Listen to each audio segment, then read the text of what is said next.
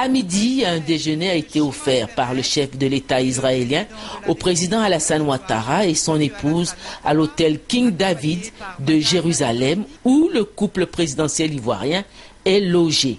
Un déjeuner en signe de bienvenue au président Alassane Ouattara et son épouse et au cours duquel les deux chefs d'État de Côte d'Ivoire et d'Israël ont renouvelé la vieille amitié qui lie les deux pays depuis de longues années.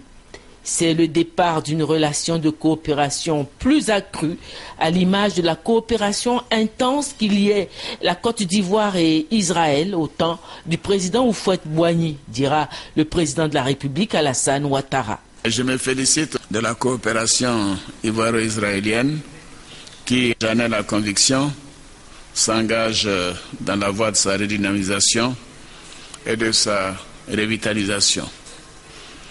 Monsieur le Président, je suis honoré et je me réjouis tout particulièrement de vous rencontrer.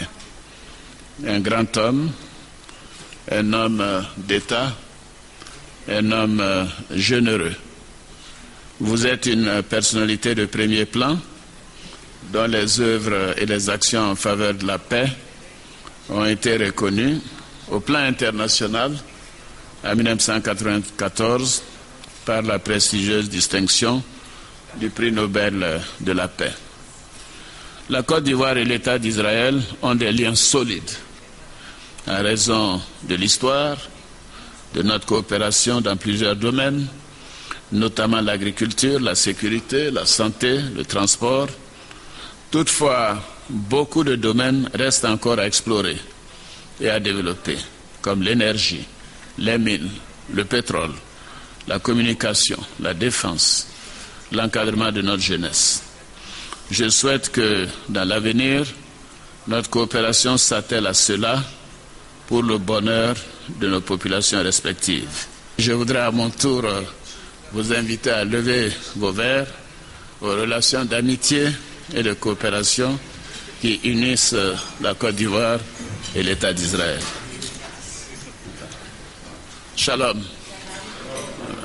À la fin du déjeuner, le président de la République s'est entretenu avec plusieurs personnalités politiques et du milieu des affaires israélien. À midi, le président de la République était reçu par le Premier ministre Benyamin Netanyahou pour un déjeuner de travail. Le président de la République était accompagné par le ministre d'État, ministre des Affaires étrangères, Daniel Kablan-Duncan, le ministre des Mines, du Pétrole et de l'Énergie, Adama Tounkara, le ministre délégué à la Défense, Paul Kofi et plusieurs de ses collaborateurs. L'entretien au cours de ce déjeuner de travail a porté sur le renforcement de la coopération entre la Côte d'Ivoire et l'État d'Israël dans les domaines où cette coopération existe déjà, notamment les domaines de l'agriculture, la sécurité, la santé, le transport et l'ouverture à de nouveaux domaines de coopération entre les deux pays. La visite officielle du président de la République a été marquée ce lundi 18 juin par plusieurs audiences qu'il a accordées à de hauts responsables de la vie politique israélienne. Ainsi, le vice-premier ministre, ministre des Affaires étrangères, Avigdor Lieberman, a été le premier à être reçu au cours de la matinée par le président Alassane Ouattara. Le vice-premier ministre, ministre des Affaires étrangères israélien, a déclaré que c'est un honneur pour son pays de recevoir le président de la République de Côte d'Ivoire parce que la Côte d'Ivoire et Israël ont de très bonnes relations de coopération depuis de longues années. Le président de la République, en réponse, a déclaré à son tour qu'il a réservé sa première visite au Moyen-Orient à Israël parce qu'il est attaché aux relations entre la Côte d'Ivoire et l'État hébreu et qu'il est venu pour les renforcer car Israël peut apporter beaucoup à la Côte d'Ivoire.